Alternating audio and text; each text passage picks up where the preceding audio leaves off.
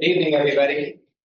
As you see, there are only three of us here tonight, so we are hopeful that we will be able to move through the agenda at a quick pace. Each of us has been briefed, and I see a lot of people here either about disc golf or Bannister or both. And if everybody who wants to speak, you know what the drill is. You get 3 minutes, and please be concise. And if somebody's already said your part, could you just say, I've already been heard. So anyway, with that, I'm calling the April 16th, 2025 Fair Oaks Park District Board regular meeting into session. And for those of you who care, that this is the 1,433rd meeting. And Ralph, when did they start? What was the year? 1946. 1946. I started Okay. All right. Ralph, would you lead us? Please join me in the Pledge of Allegiance. I pledge allegiance to the flag of the United States of America and to the republic for which it stands, one nation, under God, indivisible, with liberty and justice for all. Thank you, Val. Jennifer, roll call, please. Yes, Vice Chair O'Farrell. Here. Director Carhart. here. Director Bounce. Here. Let the record reflect Director Irwin and Chair Manny are out. So the first item is presentations. The 2024-25 Rachel Ann Gray Scholarship winners. And so who is going to? Oh, okay. That will be me. Hello, Board of Directors. My name is Mary Stokely. I'm a Recreation Supervisor with the Park District. I have been overseeing the Rachel Scholarships for several years now, and I am very excited to be presenting the winners of this year's scholarship. Before I present them, just a quick little background on the scholarship over the years. Oh, there we go. Beautiful. The scholarship was established in honor of Rachel Ann Gray. She was a beloved community member in our wonderful town of Fair Oaks. She was also a member of the Fair Oaks Youth Advisory Board from 2006 to 2008. She had a big impact on young people. She was very involved in the community as well as with Park District staff. Over the years, we have held different fundraisers as well as gotten a lot of community support with her family to be able to provide scholarships for young students who also make an impact in their community. Over the past 11 years, we've been able to award over $40,000 to 54 students, myself being one of them, back when I was in high school, which is really cool. Very cool full circle moment for me. And to get us started, I would like to present our first award of $1,000 to Sophie Fairs.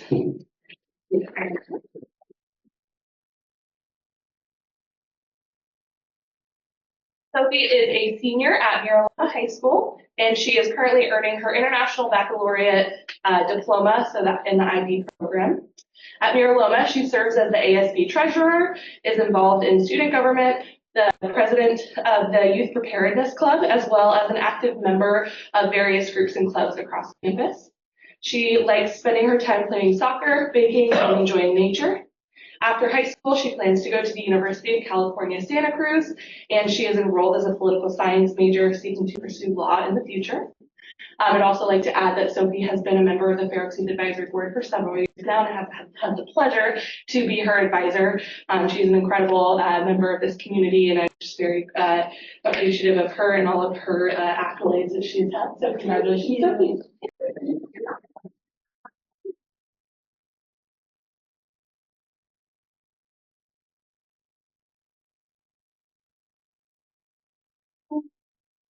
All right, and for our $1,500 level, I have Edgar Perez. Can you come on up?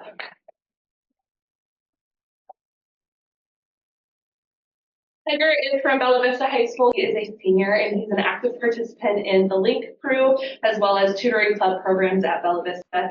He prides himself in helping others wherever he can. Outside of school, Edgar has been a 4-year runner for both the cross country and track teams at BV. He finds joy in listening to music, reading, being around others, and playing the violin. After high school, he plans to attend the University of California, Santa Barbara, and he is going to be pursuing his bachelor's degree in biological sciences whilst preparing for medical school to help him reach his lifelong goal of becoming a doctor. Edgar very much impressed us, with his interview and just with all of his insights. He was an incredible community member as well, and so we are very grateful to present him with his scholarship.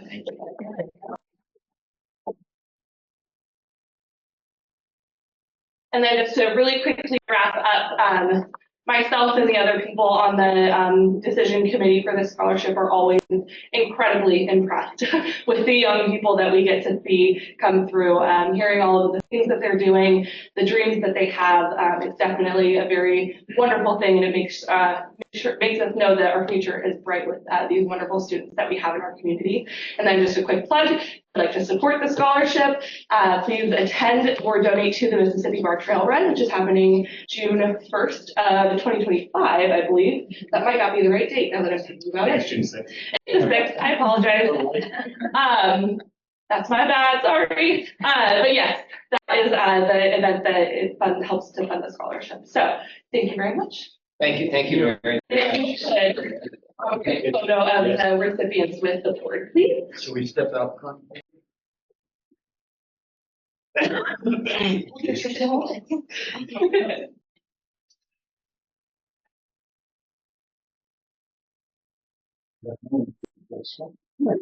Yeah.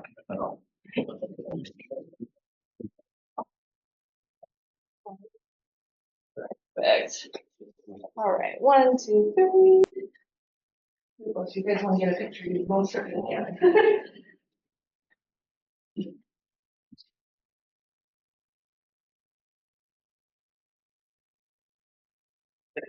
Congratulations.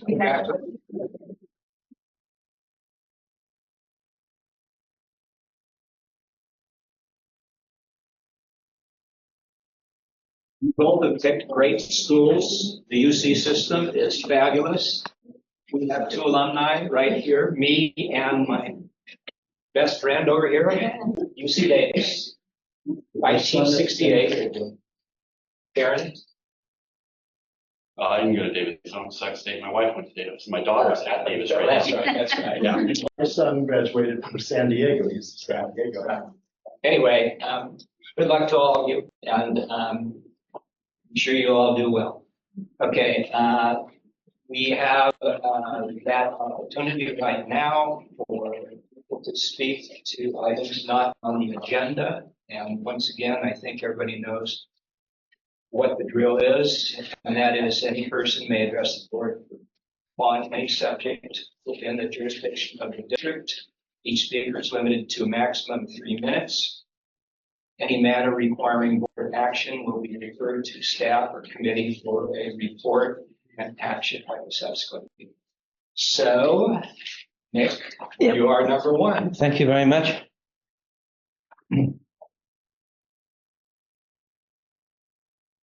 Good evening. I'll be very brief. The residents of Bannister Park have met. We wanted to just reiterate the following points. 1, we're not in favor of disc golf at Bannister Park for the following reasons. 1, we're very concerned about the safety on Fair Oaks Boulevard, turning into Bannister Road. It's one of the most difficult interchanges in Fair Oaks. There's accidents there monthly. Getting out on a blind right turn is highly dangerous, and you'll have to spend a lot of money navigating that. Number 2, there's no parking. You'll have to put parking in. On a Saturday or summers, weekends, it's full. Number 3, we are very concerned that mixed usage will result in the same thing we have at Miller Park, frisbees hitting pedestrians, and cars on the road. 3, concerned about the cost because of all the related things. That's what we don't want. Okay. What we do want, we recommend, we're not against park uses. We'd like the park to be used more. We know right now it's a piece of flat grass. There is 0 things there to make it a place to go for children. Hundreds of children walk past up and down every weekend, but there's no reason to stop. There's not a picnic table, and there's certainly not what we do want, a playground, a reason for parents to bring their children. We highly recommend that you look into an adapted playground. There isn't one in the area we're aware of. We have accessibility in the village, but no playground. We'd like to see one of that. We'll find natural partners with Meritstep, the only facility in the state of its kind that draws children from all over. And that's our suggestion. We go into the master planning process to get a park usage that will satisfy the residents and meet the needs of ferrets and other users. All right, thank you, Nick. Thank you. Brian? I was going to play cleanup. Can we switch? Yeah, go ahead. Sorry. Valerie?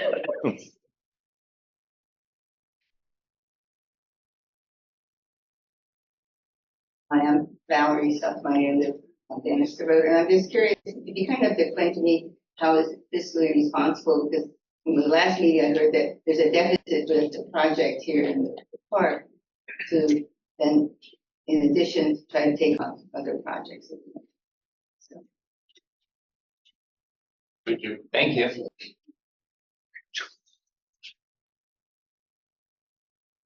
John's going to go. Then I'm going to go. Sorry. All right. Good evening. My name is John Petering. I'm a resident also on Bannister Road, about 6 houses up from the Bannister Park. And certainly we thought about a number of these concerns. We'd like the park, as was mentioned, to be better utilized. So to get a better picture of that, I request that we get the documents and the budget that was proposed for this project that you thought about, the disc golf. And that way we can understand all the ramifications really clearly. That's my request. Well, there are no documents at this point in time. There is no financing and there's no plan. So, We haven't even gone out to community outreach. A couple Exactly. years down the line. Exactly. So there was a plan for the disc golf that was over at Miller Park, right? The one that's installed. Not really. To get an idea more concretely of where would that be? Because it's quite a downhill slope. We're talking about shooting, Again, this is like. throwing frisbees downhill. Way out in the future. It's like, we haven't even gone to community outreach. It's not even worth talking about this. Okay. I mean, we haven't even gone out to community outreach. It's one idea of many uses that could possibly, potentially go into that part. I mean, certainly we support having disc golf Right. somewhere where it works. We don't want to oppose that, but we'd like it to be in an appropriate place. thank you, John. Brian? I am Brian Bernard at 7656 South Cliff with the rest with the elephants and back up to the park. And my question following up on John's is, 2 weeks ago, there was a disc golf consultant wandering around and talking. So was he doing it for free? I'm having a hard time understanding how there's no contract at all. If he's just doing it because he likes it. If I could just speak to these concerns real quick, it was going to be part of my staff update at the end of the meeting. As instructed by the board, prior to moving any further with a disc golf course, we were instructed to meet with a disc golf consultant to see if it's even feasible there. If it's not feasible there in that report, it would be brought. If it's not feasible, it would not even be brought up during public outreach. If it was feasible, then it would be part of the public outreach, but never the main goal of the district. As of this time, I don't have that report because it's taking a while for it to be it's going to be covering a number of topics, as in, is the terrain too steep? Is the environmental impact too great? Is there too many other uses in the park? I think we're going to get a lot of good information out of that report that could just make it a complete dead issue. If it's not a complete dead issue, of course, the district's goal is to request that we begin public outreach. And that is just one of many options that go before the public, and everybody will be invited to that, of course. At that time, we'll have more information that'll hopefully be coming, most definitely will be coming next board meeting, that report, and we'll have more to say on the subject then. Well, to the point that everybody supports some kind of a change at the Bannister Park.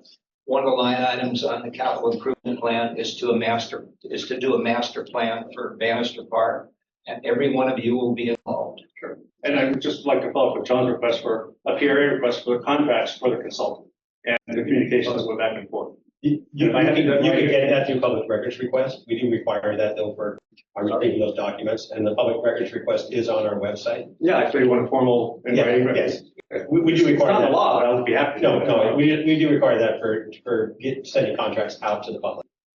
So it's just a way to cover.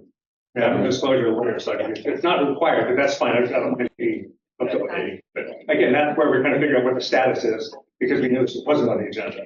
It obviously was last board meeting. So, It's always good to come in and make sure that you're not going to miss something. I'll yield a little bit of time here to John real quick and get out of the way. Just a quick question. So it sounds like maybe I should come to the next board meeting to hear potentially the report and the information about it. Is that right? That'd be a great idea. Great, thank you. And that should be on the agenda when it's It will be. published. It will most certainly be on the agenda. Okay, we're down to item number 6, the consent calendar. And consent calendar is basically consent unless there are questions from board members. It's going to be approved with simple motion and a second and a vote on it. I'll make a motion to approve the consent calendar. All in favor? Aye. Okay. Just comment for 7.2, so be for 7.2 on the agenda. Okay. All right. Last order. 7, we had the, no, wait. Didn't want to jump over yet. This is the monthly Fair Oaks Youth Advisory Board report. My name is Matthew Carroll. I'm Chair of Fair Oaks Youth Advisory Board. So last meeting was the final turn-in for the gift card donations for the Easter extravaganza. We did discussion for officer nominations, but due to less members this year, we are rediscussing how it's going to continue. We did our drainage sign-up, which went well. And then we did our final event overviews for this month, which is the Easter extravaganza, Kids Art Festival, and our pop-up event, which unfortunately was canceled due to lack of sign-ups. And then into the future, we have our Mid-City Bar Trail Run. Okay, thanks. You mentioned something about deciding whether to continue. Is that with that specific event? This was the continuation was for the office nomination. We were discussing how it's going to work with our less members next year. Absolutely.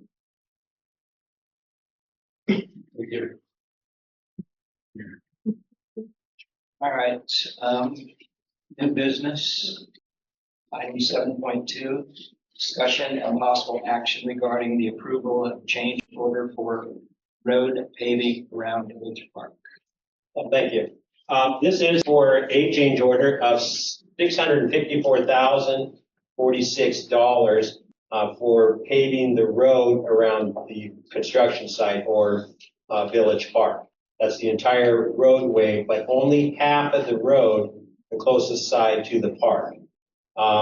So this change is necessary due to several unanticipated requirements and delays that were imposed by the county. Originally, the county allowed us to do it when the plans were originally approved by the county. We were told that we would be doing the whole road, and it would be a grind and overlay, a 2-inch grind and overlay of the road, which is a very overall simple project for road work. However, that approach was later deemed infeasible. The county determined that the road base and pavement thickness were insufficient in several areas, which forced us to move to a segmented paving approach. This shift has not only increased costs, but also extended the project timeline. So instead of doing the road all the way around at once, the county is requiring us to do it in segments. So we'll do Fair Oaks Boulevard as a segment, California Avenue as a segment, Temescal as a segment, Main as a segment, and Park Avenue as a segment. So we have to tear it up, rebuild it if necessary, repave, stripe, go to the next section, instead of tearing it all up all at once and doing those in sequence, all at one time. So the mobilization and the time involved increases substantially, by doing it that. The reason why the county required that makes sense, is that it does impact the village, if we did it all at once. So it would be, let's just say it's a 3-week project instead of a month-long project. And so it's 3 weeks impacted to the village, the entire village. This way, it only impacts segments of the village at a time. But again, it increases cost. They also the county required us to do 24/7 flagging. So if we aren't done with a section, we have to have a flagger out there for 24/7. We do pay prevailing wage for that, and it's a substantial amount of money. It's well over $250,000 for that piece alone. So it's a bunch of money. So that 24-hour flagging and the traffic control complicated this process quite a bit. And then we also had a slope and drainage issues. And to meet the county standards, we had to do additional work on the road bed. So these cross slopes is what we're primarily talking about here. And you can see them when you walk the road. You know there's a cross slope there. And those cross slopes, the drainage has to go a certain direction. And they're only supposed to be a certain percentage. And there's a lot of areas in that road that are greater or exceed the percentage that the county allows or recommends. There's places we can meet it. There's places where we couldn't. The county is allowing us to meet it as close as we can in those areas that we can't meet it. And so that's been a little bit of a help, but there's still a lot of work there. So the delay and all of that other work between the original bid and the county acceptance, that's what caused all of this price to go up. We're also seeing some substantial price increases since we bid this in 2022, and you can imagine what's happened with labor and material costs since 2022. So those are another element of this increase. The full cost of this change order was originally $932,840, but we were able to credit those prior work that we were approved or budgeted to for this work when we put the bid out, and it brought it down to $654,046 is what we're asking for. This item does exceed the board's $70,000 threshold for change orders. That's why you're seeing it. To fund this work, that's a tricky piece. We are requesting that we be allowed to utilize the cell tower lease sale funds for this, with the anticipation and no guarantee that if we receive the appropriation funds that were rescinded in March, the 1.4 million that we had been awarded by the federal government, that has been rescinded. So we do not have those funds currently available. But we've been encouraged to reapply for 2026 for the same amount. If those funds do get awarded to us, we would like to reimburse the cell tower fund. So that's our request. That's your question. Before you, can you tell us what the county is going to do and what is the timing on that? And it's going to be done section by section. The county, I don't have their plan exactly. I did send them an email and asked them for their timeline, and they are waiting to have us finish the road so they can design their half of the road around what we did. So they'll do the design after we complete our work. They anticipate paving after going to bid and everything that they have to do summer of 2026. So that means that they will be paving the other half of the road a year after us. Doesn't make any sense, does it?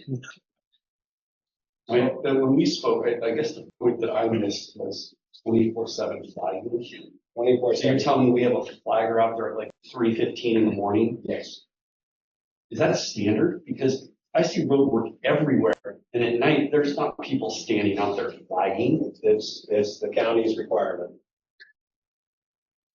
I have the same concerns, when I had questions for Mike on this.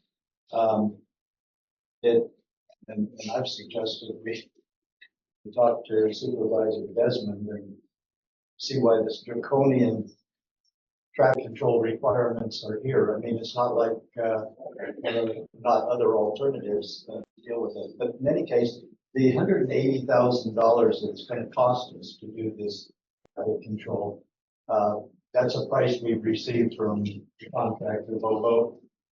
From the sub, is that correct? So, Yes. Now, if for some reason, let's say they finish the work on something shorter and don't have as much flagging or don't have as extensive need for traffic control, is this a fixed price or will the contractor?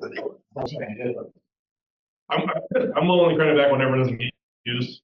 This is kind of the best case scenario, but if we're able to get a road done early, then we don't, it's on an as call basis for the traffic control.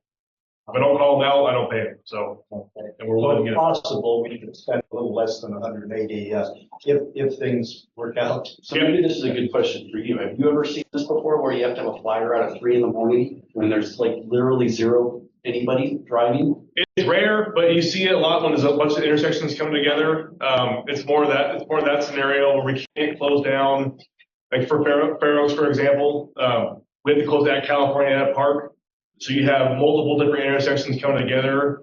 It just gets convoluted, especially in California as well. California, we're closing that whole road. Well, I don't argue about like Monday through Friday, like 5A to 9P or 10P or 11P, but like at 3 in the morning. So what is a flyer going to do? I totally agree with you. But the concern is if you have if you have one lane in California shut down the north lane, and at 3 in the morning, if someone turns from Fair Oaks and someone turns from Tabasco onto California, they could collide. That's their concern because you won't know. Close the road. You would have no idea if someone's coming down the road.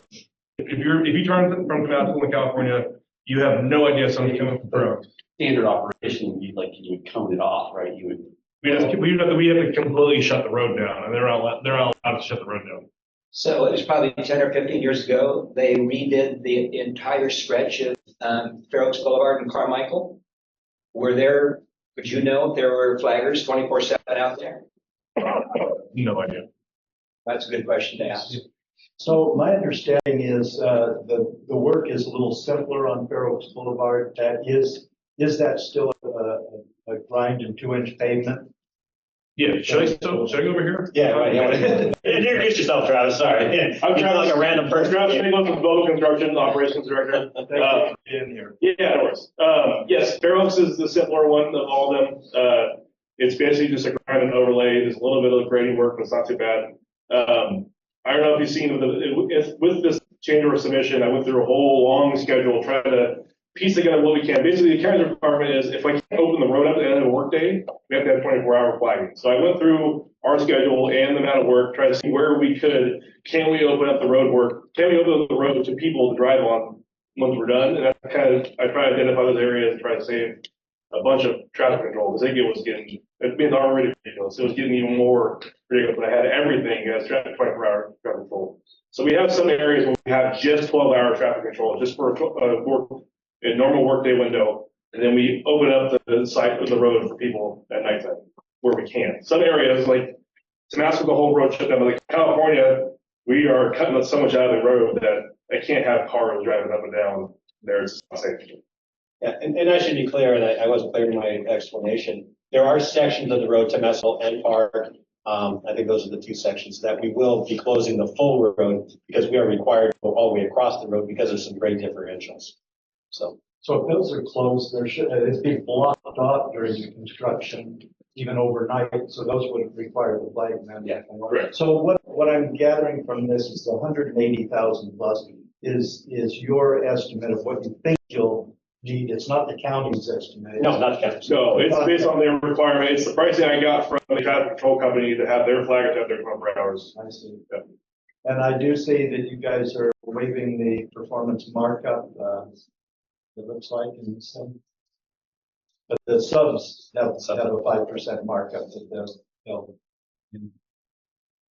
Anyway, I appreciate the fact you have up to now tried to keep be very economical and things that you're doing. Okay, we have, Becky would like to speak on this. And then Nick, then you need to do one of these. Oh, another one, okay. You can do it at some point. Yeah. Yeah, Becky, go ahead. Hello. Yeah, a couple of things with this road paving project. I was reviewing some of the construction drawings that were posted online. Some of you know my background, 25 years with Tykert. I've never seen something this crazy. And the county is usually, you can work with them and you can get them to maybe, change the scheduling and change some of the requirements. I mean, for the merchant's sake and for the village's sake, there's got to be a better way to do this. Plus, I noticed that this project's being delayed 2 months because the sub that was anticipated to be used has a scheduling conflict now, and so the work's not going to be done until June instead of this month. And I was just wondering if they ever went out to look for another sub that could do the paving work, maybe in a sooner time frame than the current one. And I don't know if that's something Bobo wants to address. Yeah. So Please. I reached out for any other sub I could. The problem is I am contractually with this change order work. It's mixed up with contract work too. But it is the summer. I'm trying to find a paving company to jump on something in the summer with not at a premium was proving to be difficult. So this is what I deemed would be our best option for was to stick with the stuff we had, the price we had. Yeah, I would have to guess that there's not paving companies that are in business just waiting to and have no work scheduled. Summer. They're just ready. But we asked that question too. That's a great question because I think all of us asked the same thing right away, and we Another understand. 2 months, pushing back the opening of the park another 2 months just because the paving contractor decided to change his schedule. Well, it's more than that. It's scheduling without a executed change order is what the big deal is. I can't issue a subcontractor, especially a $600,000 change order on the hope that it might get approved, maybe considering things that happened in the past. Right. So that's kind of been like the hiccup is I've been just kind of picking every day. I've been kind of getting little like lazy commitments from them on dates. Like, hey, if we get approved on this date, what can you give me now? I've been trying to keep the law so we don't lose their good graces, basically. And who's going to work with the county to try and fix some of these requirements? Is it the Parks Department or is it? No, it's our district subcon? administrator. It is. It's our team, but yes, I do lead the team in that approach. Just so you all know, and I think most of you know, we started the work with the county on this 2 years ago. In 2022 is when 2022, the reiterations and changes around this have been substantial throughout this whole time. I believe the team has done the best they absolutely could with the requirements the county has put on us, and I don't know how we could have done a better job. So is there room as the road work is being done, there's room for economizing on the traffic control if Bobo can get the concurrence of the county inspectors? Yes. But it's really up to them to negotiate that, not the team anymore. When they're out there. We've met with the county and SIPs ad nauseum. I mean, we've DOT everyone. The market alone on this has not covered even half of what we spent on meeting with these people. We've probably had, 12 meetings in the last 3 years on the same issue over and over and over again. It's the same issue. It's the same thing every time. We tried every which way, every which angle we can to try, hey, can we please just pave 3 roads, 2 roads, something, not one at a time. And it's been hit with a wall. So I don't know if we don't have the pool or what it is. That's been hit every time. So we'll just see as it goes along. Well, appreciate that. It's a long time I've been commiserating with some of the businesses that try to improve, and they run into a lot of regulatory red tape, and you know, I guess it's fair that we get hit with the same kind of regulatory red tape. I do have a question. What is your current thoughts on when, do you have any timetable for when you will start on each segment? There wasn't one that I saw before, but that's been scrapped. Do you know when you're gonna start? I think Fair Oaks Boulevard was first, then California, then Temescal, Maine, and finishing up with Park. Yeah, the last date I had from a paved date, if I got them approval like ASAP, was June 23rd. And with that date, we were actually gonna move the sequence a little bit because it ran into 4th of July. We were gonna do California first and then Fair Oaks. So Fair Oaks would have been the week of 4th of July, since the shortest window of time. Otherwise, we would have had to keep 24-hour flagging over the holiday weekend and just would have shot up the cost. So what's the sequence now? The sequence as of now, if we do start June 23rd, is California, then Fair Oaks, then Temescal, Maine, Park. To try to avoid that holiday window. And the wrap up is intended to be when, if all goes well. That was August 8th, I believe. That was the project, The paving's the driver. Yeah. The paving's what drives the ship. and we're expecting, as soon as we're done with the paving, I guess, is we think we can get occupancy. We'll have the buildings done before then. It's just getting to the buildings with the road is what the problem is. Okay. Thank you. Becky, do you have Thank you, Becky. anything else? Just, can the county be held responsible for any of these costs increase due to, no, actually, no. Nope.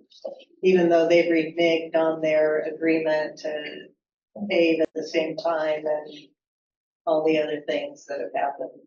It sounds like on that base, even appealing to the county or the supervisor isn't gonna do any good, so. Well, Rescind that request. that our supervisors should know that this is now going to be jumped out a whole year. And the businesses are going to be really, really, really upset. And I don't, Yeah, I we don't won't think it meet would with be them. blamed on Yeah. us. Well, I think it's good to talk to our representative, but I don't think we can expect him to do anything. No, he's one of. And if he did, it would probably delay things even further, so.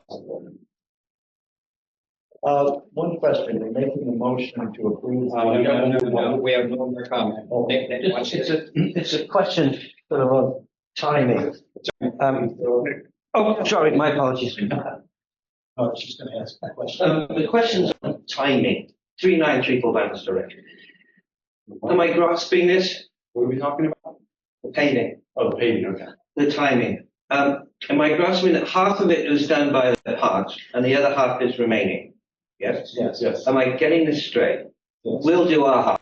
Yes. It's still unfinished. You can't have the occupancy until the county does No, that or no. Just till we get our half done. Yeah. And then it can be opened. And we're Correct. estimating the middle of August. Yeah, correct. Yeah. I got it? And then the plan is, I think in 2026, the county may come back and do their half. And then we'll see if they have the same traffic control. So it's open, but just messy. They will. Not finished. It will be paved, the other half will be paved. We're not tearing up their half of the pavement. It's just gonna be a choppy road. This is pretty typical for any development, any developer. to have to It's do not going to that. be any different from any other roads. Point well taken. I'm just, August the 8th is the ETA. Right.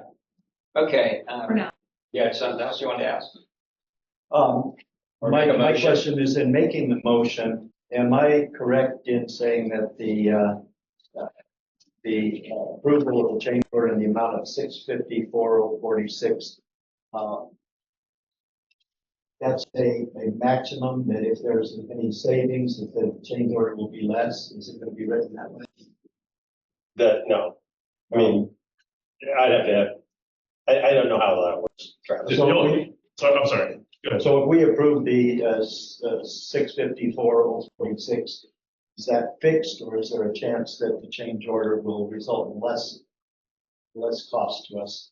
The only thing that we really could track and credit back is the traffic control. So I'm fully willing to say yes. If the traffic control is less, we will credit back we'll only charge for the exact amount that it costs. Okay. And we do that with all of the components of the projects when we can, when that happens, Yeah. yes. Do I need to include that in the motion then, or just? It's in our general practices on Okay. contracts, yeah. I would make a motion that we approve the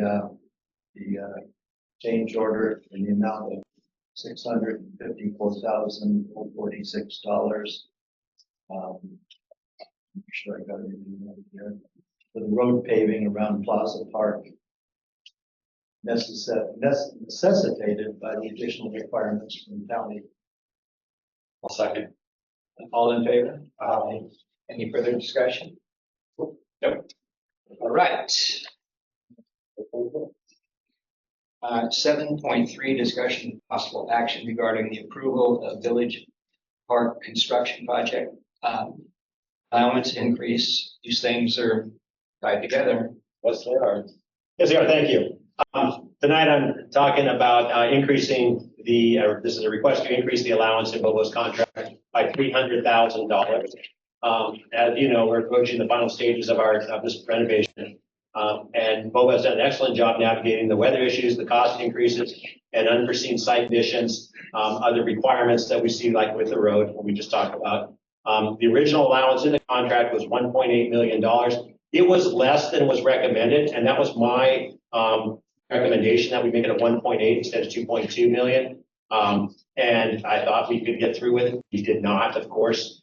So I take responsibility for the initial reduction, but we do still have an increase. We've been talking about the road increasing cost. There's no allowance in that figure right now, $654,046. So some of this allowance potentially could be absorbed or used for the road paving, and it also could be used for other projects as we continue. We got through the hard part for the most part on this, except for the road. So I feel confident in the change orders that we might see are going to be minor, except for potentially the road. And so this is why we're requesting $300,000. The contingency that I was recommending for the budget for the road was $138,000. That was estimated high because I am now shy of this project, and so I wanted to estimate high. But we're not putting a specific dollar amount on allowance for the road. We'll be approving if there's any change orders. We'll follow the same process that we have in the past. Anything over 70,000 will come back to you and for approval. So this increase will help us finish all the critical work, including the paving, and all this is required to get the final occupancy permit. Hopefully, this will reduce the risk of the overall budget an overrun by addressing any surprises. And by doing this now, it should prevent potential delays or costly demobilization if Bobo is forced to pause work while we wait for funding. To get this money, I'm proposing that we take $100,000 from the amphitheater seat budget. We're to the place in that budget right now or in that project where we're pretty safe. We're just bolting in the seats, what's left. We've already paid for the seats. We've already paid for everything there. We've got the concrete down. We've got the electrical down. We've got the drainage down. All those things are in right now. So that still leaves a $38,000 contingency for the seating. So there's still a little cushion in there. Hopefully we won't need it. And again, that money will be a savings in the budget. But we have to keep it in there until we get this thing done. So we want to take 100,000 of that, because there's 138 in the contingency for the seating, and realign it to the general allowance. And then we would like to take $200,000 from the cell tower sale proceeds, with the same caveat I used before, that we would pay the cell tower money back if we get the funds from the appropriations. We also are looking at $560,929 for Representative Barra's fiscal year 2022 appropriations. And we also have $50,000 from Prop 68. So as we go along, we have potential for other funds for this one. And we'll come back and try and realign those funds once these things stabilize a little bit. The $50,000 from Prop 68 is basically in our hands, but we have to have occupancy before we receive those funds. It's for the playground. So that was funded through Prop 68. But we have to have occupancy before they release the final payment to us. So those funds will be in the bond project. We could potentially put them back into the cell tower if necessary. So the funding's there. We think we've got a good approach for the funding, and we think this is a fair amount of money, and I'm asking for approval for this. Motion to approve. I will make the motion to approve the Village Park Construction Project allowance increase in the amount of $300,000. Second. All in favor? Aye. Any further discussion? All right. 7.4, discussion and possible action regarding approval of the fiscal year 2025-26 capital improvement plan. And Belinda and I did meet with Mike and Sean and other staff members to review the items on the plan. So, and we have, Belinda and I said, yes, we want to move it forward as is. Some of the stuff was moved around in terms of the priority on that top tier. I think in the master plan fall down a little bit. Yeah. It did, some things were Yeah, I'm required to sorry, go Tim, up, so it did. I'm thinking Not off the proposal for this fiscal year, just a little bit lower, with the uncertainty regarding tariffs and potentially increasing prices. We did move things up that potentially could be affected by those. Master plan would not be, as far as you're aware. Just to introduce myself real quick, Sean Ventura, Parks and Facilities Management. Talking to you about this 2025-26 capital budget worksheet here, and if Ian gets that popped up on the screen here. We've got this blue section here. It does bleed over onto the second page a little bit, and we'll get to that in a second. There's a section following this that is outlining green, which we won't be discussing tonight as it is not proposed for the fiscal year 25-26. What you see here on the worksheet will look rather familiar for the most part from previous fiscal year. A lot of things remained on here. There are a couple of new items that I'd like to call out because they are additions to this. Number 3 here is the concessions refrigerator. That is for the amphitheater snack bar. It has traditionally been managed by the Fair Oaks Theater Festival. It has not been under the maintenance and day-to-day management of park staff.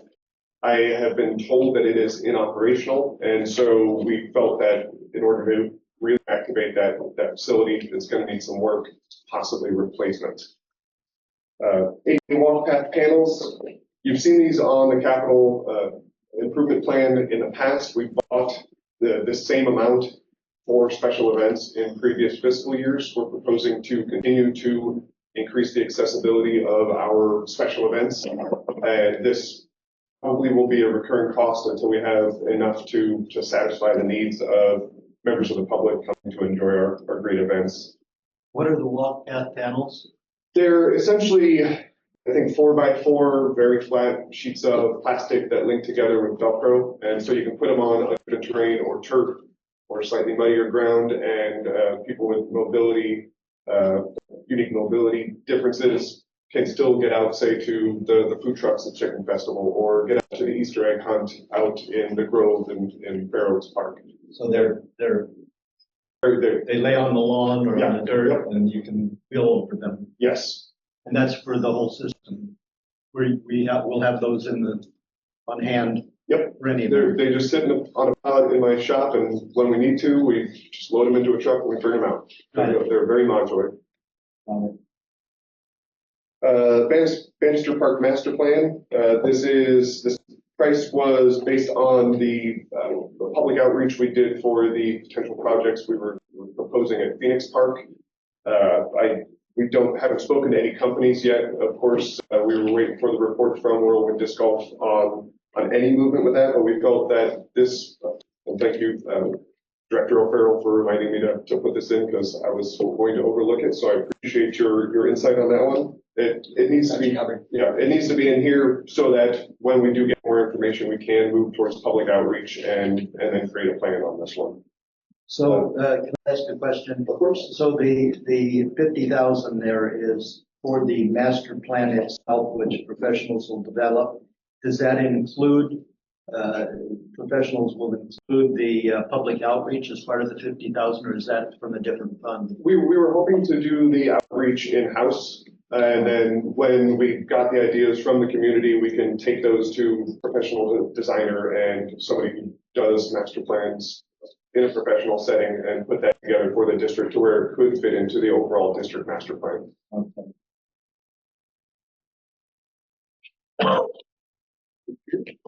Let's see, preschool floor renovation. At this point, it is old linoleum flooring, I believe, and there is some unevenness in the foundation of that. This price tag is to start the process of fixing the floor there in the preschool. It would need some serious investigation to see if there's mitigation needs, not for the kids as it is right now, but obviously if we're demoing that floor, we want to make sure we're doing it in a safe way. There are possibilities of performing some of this work in-house if, of course, it's safe to work in there.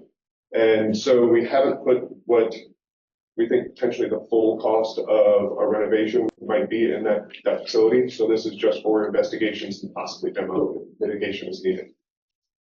So the 80,000, that would cover if there's asbestos or anything like that? That is the goal, yes. And what else would it cover? It wouldn't cover putting down carpet or new flooring then? It's potential that it could cover that. We spent that kind of money on mitigation. It really, it depends on the mitigation needs and the type of repairs needed to make the floor even and the type of floor that the district decides to go to in that facility. John, real quick. Yes. What's the square footage of the library? Oh, off the top of my head, I want to say like 800? 800 to 1,000, something like that. How does a roof and HVAC for an 800 square foot building cost $191,000? And how did we come up with that number? That was from a quote from an organization called Kaya, who was, it's through cooperative purchasing would eliminate the need to go out to bid. It was mostly just to get a price tag to bring to the board for reference on this. But honestly, getting up in the roof of that building, there are some serious structural issues with the roof, and it would require not just putting new asphalt shingles on top, but if we want to put a new unit up there and not have it sink and leak again, it's going to need a structural rebuild. What's up on top? Is there air conditioning? Yeah, there's Heating some piping up there. It seems to me for 200,000 or 191,000, we could rip the old roof off, put new trusses in there. And I do admit, I did estimate rather high, just because I believe the costs on HVAC units are probably going to go up, and this would be with an architectural service to. This all comes back to us anyway for approval before we do anything. Yes, of course, yeah. It doesn't really matter, but it's these numbers, they always blow me away. Well, at some point a few years back, we looked at complete renovation of the old library, and it came to like 900,000. We said, forget it. Yeah. But I'm not sure what your structural improvements would be there, but my suggestion, we look at an alternative, like I say, of removing the whole roof structure, putting in trusses and put a new roof on it, new ceiling in there. And if we have to Sell it redo or not. Or sell it. Or sell it. Or don't put the new unit. Sounds like we need to redo Yeah, it. exactly. Put it on the ground. Yeah. Well, why are we thinking food and everything? Nobody can do that. Right. That's a question for another day, I think. Let's see, if there are no other questions on that item. We have amphitheater lobby additional furniture. This is, again, you're going to say it's a high number. This is kept high because we don't know exactly what furniture we're going to want in there. We do have covered already the tables and chairs for the multi-purpose rooms. We have risers for the black box amphitheater. This could take a number of forms, like a mobile concession stand if we have concessions running in the clubhouse that could be offered in the black box during events there, that sort of thing. The full form of what that would be, obviously, again, would come back to the board once that is determined. So the price is a little bit of a price placeholder. Chair table replacement for facilities. This is for the McMillan Center and Clubhouse. This is just because the equipment there is aging out. If you have sat in a chair at the McMillan Center anytime in the last 10 years, probably 15 years, you've been sitting on the same chairs and they're breaking, they're failing, they're not going to be safe for much longer. So we could get that for that price there then, chairs and tables for both Clubhouse and McMillan Center. These are prices that I've tracked down from Sourcewell, which is again cooperative purchasing. So they are competitively bid and then posted up to this cooperative purchasing site.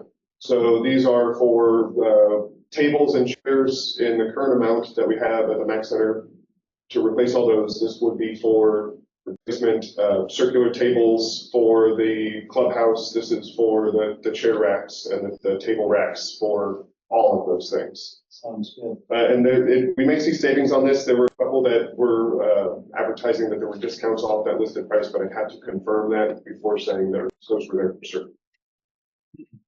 And we've already funded somewhere else the chairs for the Black Box Theater. Yeah, Right? those We are- have those on hand. Those are in our possession. They're in the Clubhouse currently.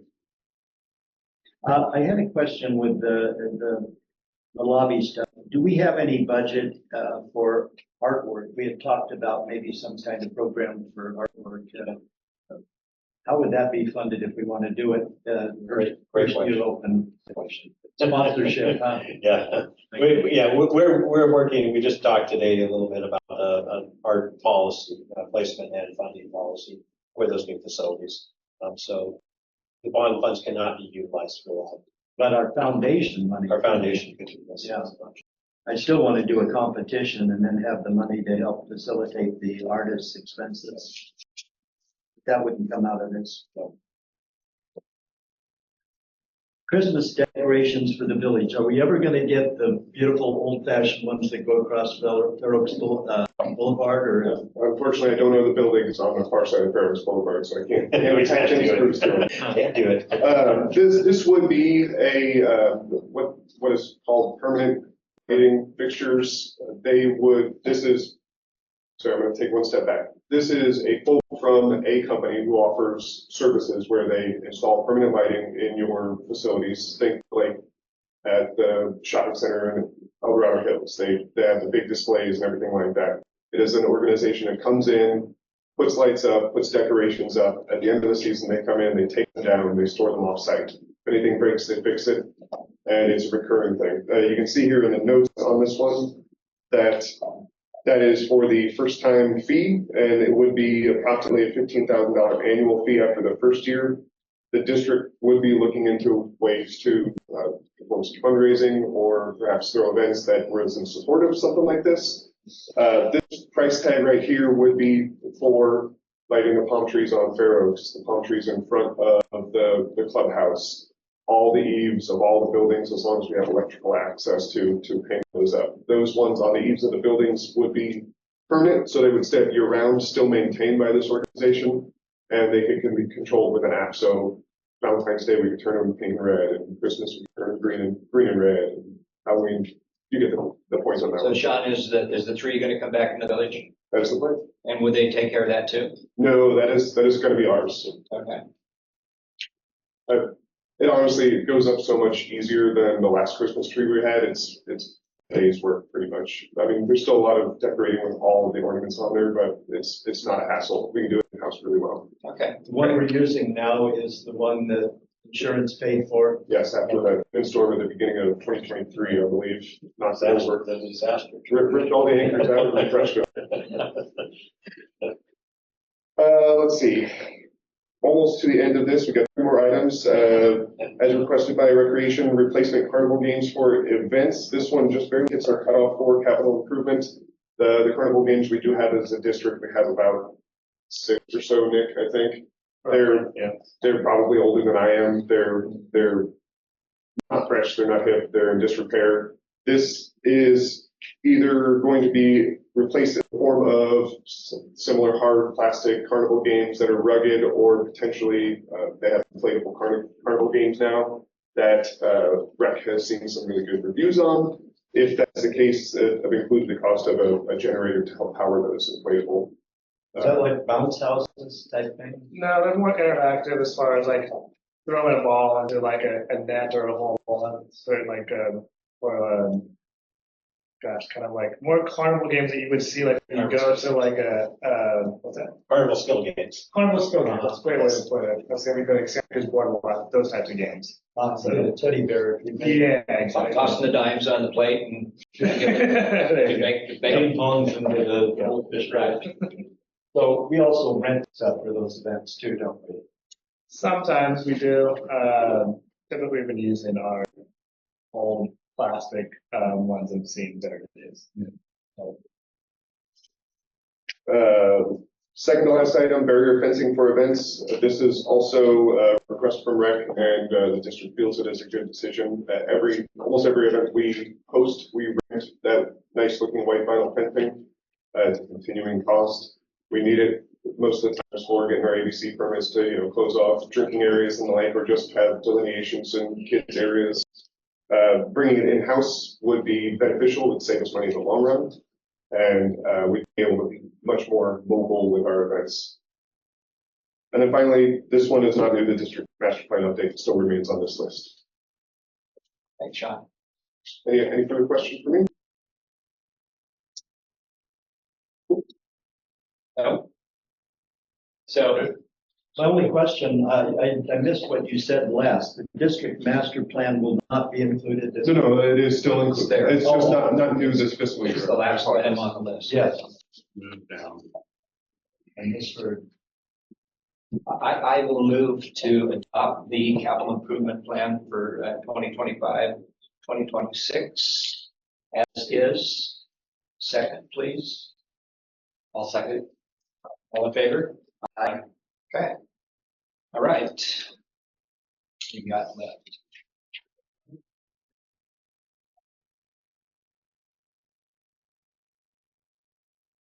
In tech position. Yes, 7.5, sorry. Discussion and possible action regarding addition of an on-call tech position to the salary schedule. Yes, board, this is a new position. It's associated with the theater, and the facilities and even the park. And in earlier last year, you did approve a full-time position for a tech person. That was a full-time position. This is an on-call position that'll support that full-time position. The full-time person the position has been filled. That person has not started yet. Obviously, we're on delay, so that person is aware that we're on delay. And so this new position will report to that person. It is on call. It is funded via the events and activities that we do. So if you're going to come in and do a concert, for an example, and the full-time tech person has already worked there 40 plus hours, the on-call person will be the person that will fill the role necessary to make that event happen.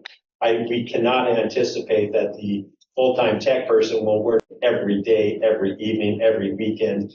That is just unrealistic. So we need to have basically someone who we can train that can do those things. Or if we have two events going on at the same time, for example. So it is on call. It is a minimum wage position. And since it is a brand new position, we need to bring it to you for approval. And they report to the full-time tech Correct. person. Reports to Jen. Who reports to Jen, yes. So when they use the part-time, will Jen have to approve that too? The tech? Yeah. Yeah, I'm sure, yes. I mean, any kind of scheduling, yes, Jen would approve it. Because it's going to be around events again, so you're. Sounds pretty good to me. These are often some minimum wage positions. We'll see how this goes. We did do that, and it's an interesting job because it's going to be a fill-in for somebody. Somebody's going to go, hey, it sounds like fun. I already got this job over here. It'd be fun to do it over here. Right. How much skills equipment that we're allowing a minimum wage person? They're going to have a skill set. They aren't going to come off the street as a high school student. What do you think? Well, that's why I say minimum wage. How do you find somebody? You'll actually see a pay range in there, and we do have the ability to up that pay if you have a great person who needs, who requests or needs something. But it's a relatively minor increase, though. Seems like the pay scale is low compared to what we're expecting of them. I wouldn't mind, better. Yeah, I think we pay them a little more. Yeah, it's highly likely we'll see that payment. Yeah.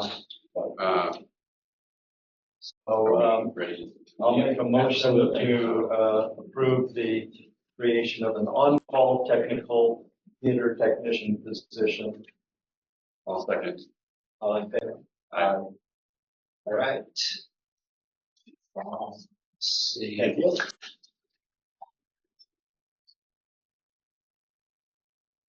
This is such an important item, 7.6. Receive and file Fair Oaks Recreation and Park District submission to the state controller's government compensation and the California report. We thank the city of Bell for this one. Yes, That's right. this is item, sorry, Mike. Please. This is just our annual report. You can see it every year. It's total compensation for any person that is employed or has been employed in the district for calendar year 2024. Our board members as well. We submit that in April. It gets posted on our website. So we're very transparent with all of our compensation, which includes benefits, retirement contributions, any kind of health benefits, health benefits, contributions, all that stuff. You should be pleased to know that our board stipend is the same as it was in 1946. Next to nothing. But in 46, we were getting $100. Now they take taxes out of it. That's right. With inflation, it's about $20. Sort of covers gas. Less every year. All right, moving on to item number 8. This is, we need a motion to convene the Fair Oaks. I'll make a motion to convene the Fair Oaks Recreation Foundation meeting without adjourning the board of directors meeting. I'll second. All in favor? Aye. All right, board, this is foundation board. This is for the Shakespeare in the Park. Now, initially, we were going to have that in the village at the stage that we have concerts in the park. This would have been in June. They had some openings in June and they wanted to come into the park and do this.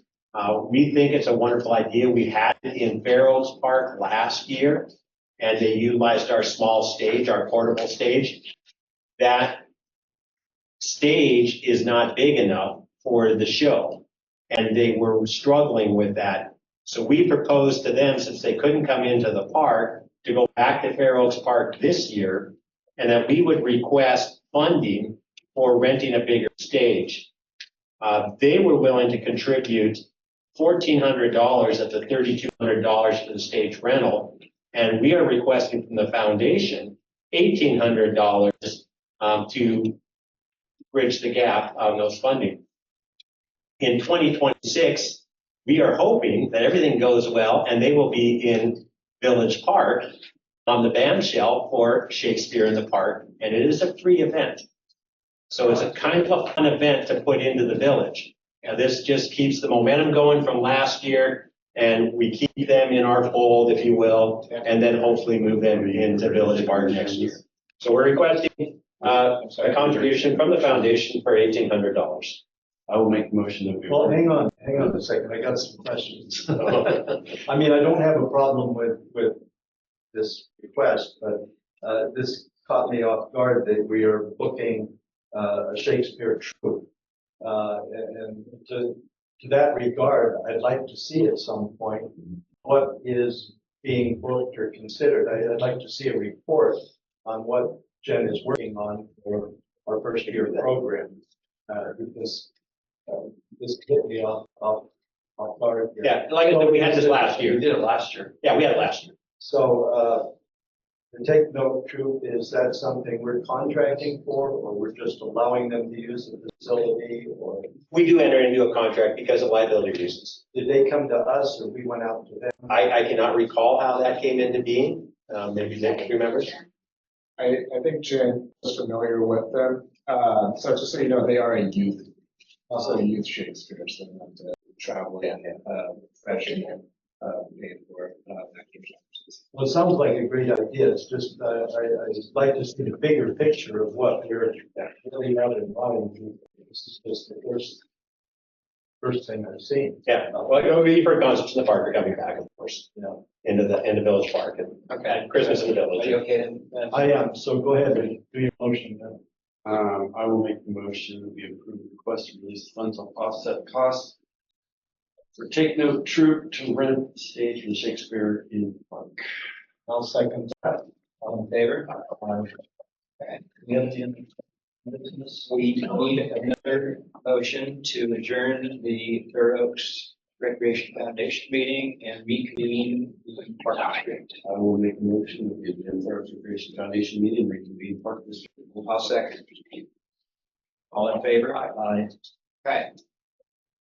Right, that finishes the agenda, other than items from the board of directors and some reports from staff. You're most welcome to stay around and listen to, you know, whatever else you want to listen to. We had directors. Yes. Mike, you mentioned concerts in the park. Yes, What's the plan this summer? we're waiting right now. Well, we're fully funded to do weekly concerts. 7, 6, 9. 9 this summer. Now, that was originally started in June. Right. And so now we're delayed. We are getting a hold of our funding source and asking them how they want us to deal with the fact that now we have a delay.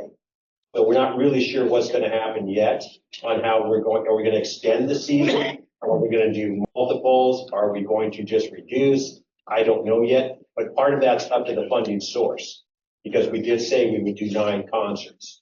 Right. So we'll find that out. We just haven't heard back from them. And there's a possibility half maybe at Fair Oaks Park and half maybe at Village Park. Yeah, we may start early. Is there a way to cordon off like just Village Park and even though we're not fully open to the public? No? Because of liability reasons, we don't, we'll hold them the liability for that. So their insurance would never allow them to have a concert on a construction site. Right. Okay. Well, it was my understanding that we're just waiting for the paving at that point. Like it was. We probably are, but it's still an active site. It hasn't been released to us yet. And then I would be interested in seeing what the old library is worth as far as contemplating selling that piece of property versus putting $200,000 into a roof and an HVAC system for something we literally never use. It's just, We have offices currently. We have several staff that are working in there. oh, like Monday through Friday? Yeah. Okay, I would still be interested. in- Yeah, we see. And we are going to include the whole library into our RFP for concessions. Right. So it's just an option and we'll see what comes out of that RFP. So somebody may propose something, who knows? I don't know. Be nice if in that RFP they could take over management. Yeah, it's a Of possibility. it as not only concessions, but for their. Maybe another type of business. Yeah, be here full time. So, but we are planning on putting that in the RFP, just as an option for people to propose. And I will definitely get them to task list. And we can do that road work without doing the ADA improvements, or is that part of the internal work that's proposed? I believe we may be able to do that. That's one of the things we're gonna have to explore, as we move forward with the sign. Yeah, that maintenance question, that's the question we have to ask. Is this maintenance or is it new construction?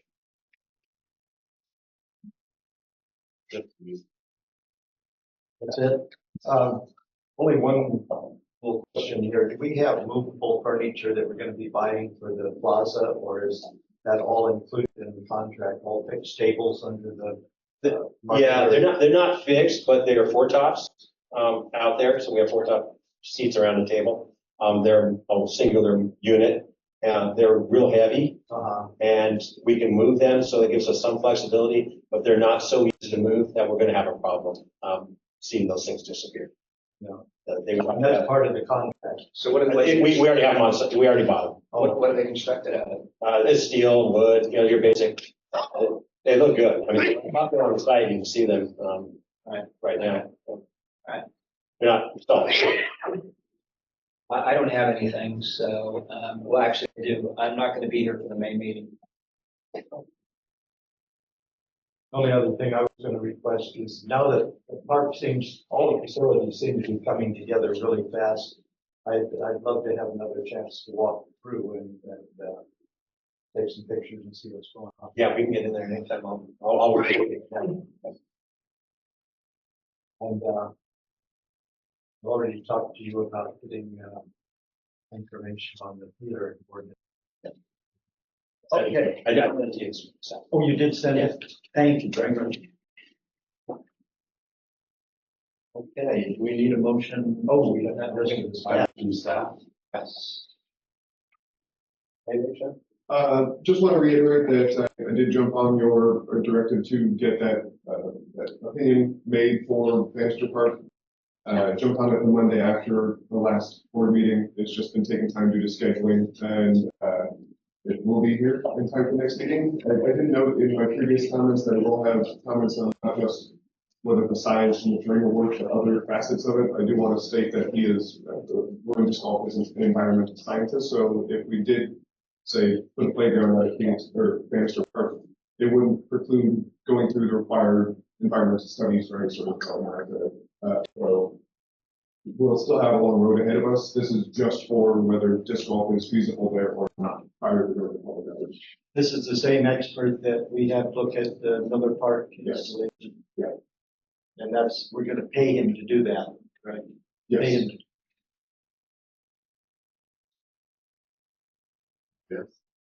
Nick, you have anything?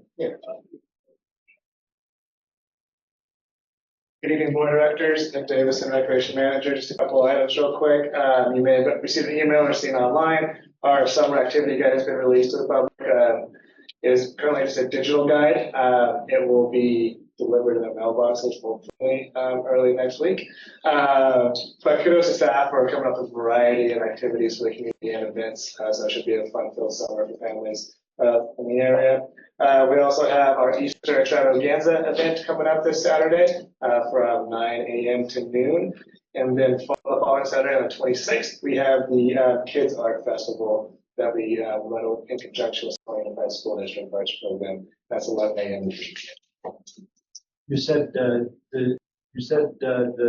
guide would go out in the mail, but you also said something about digital, so there's both. So the digital, yeah, so we always post a digital PDF version online that you can flip through. It's interactive. You can click on it, it'll take you to registration. And a mail version.